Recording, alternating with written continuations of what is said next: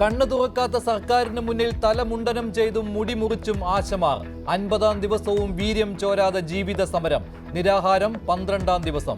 ഇനി കഴുത്തറുത്ത് പ്രതിഷേധിക്കുമെന്ന് ആശമാർ.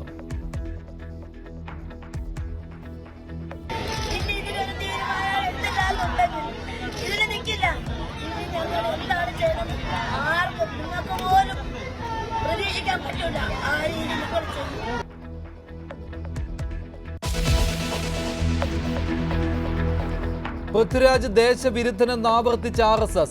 സേവ് ലക്ഷദ്വീപ് ക്യാമ്പയിന് പിന്നിൽ പ്രവർത്തിക്കുകയും ഹിന്ദുക്കളുടെയും ക്രൈസ്തവരുടെയും വിഷയങ്ങളിൽ മൗനം പാലിക്കുകയും ചെയ്തെന്ന് ഓർഗനൈസറിൽ വിമർശനം. പൃഥ്വിരാജിനെതിരായ ആക്രമണം ചെറുക്കുമെന്ന് മല്ലിക സുകുമാരൻ. മോഹൻലാൽ ഖേദം പ്രകടിപ്പിച്ചിട്ടും മൗനം തുടർന്ന് പൃഥ്വിരാജ്.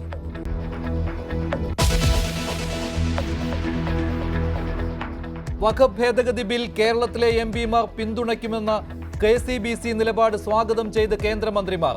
ബില്ലിന് അനുകൂലമായി വോട്ട് ചെയ്യണമെന്ന KCBC വാർത്താക്കുറിപ്പ് പങ്കുവെച്ച് കിരൺ റിജിജു. അന്യായവും ഭരണഘടനാ വിരുദ്ധവുമായ നിയമത്തിനെതിരായ ആഹ്വാനമെന്ന് നിർമ്മല സീതാരാമൻ. വഖഫ് ബിൽ മതസ്വാതന്ത്ര്യത്തിനെതിരായ നീക്കമെന്ന് പാളയം ഇമാം.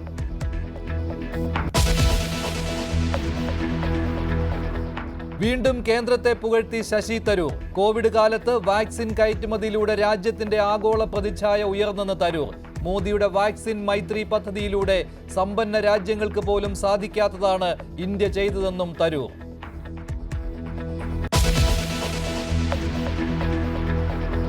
ചെറിയ പെരുന്നാൾ ആഘോഷത്തിൽ വിശ്വാസികൾ.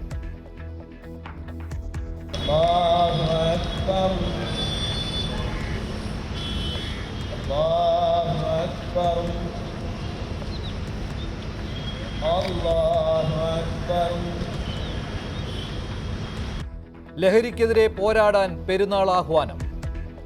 ഏറ്റവും പ്രധാനപ്പെട്ട ഉത്ബോധനം എല്ലാ പള്ളികളിലും ലഹരിക്കെതിരെയുള്ള പോരാട്ടമായിരിക്കും. ഗ്രാൻഡ് മസ്ജിദിലെ നിസ്കാരവും പ്രഭാഷണത്തിനും ശേഷം ജനനിര എന്നൊരു പ്രോഗ്രാം ഇവിടെ സംഘടിപ്പിക്കുന്നുണ്ട്. ഇന്ത്യക്ക് പുറമെ ഒമാനിലും പെരുന്നാൾ.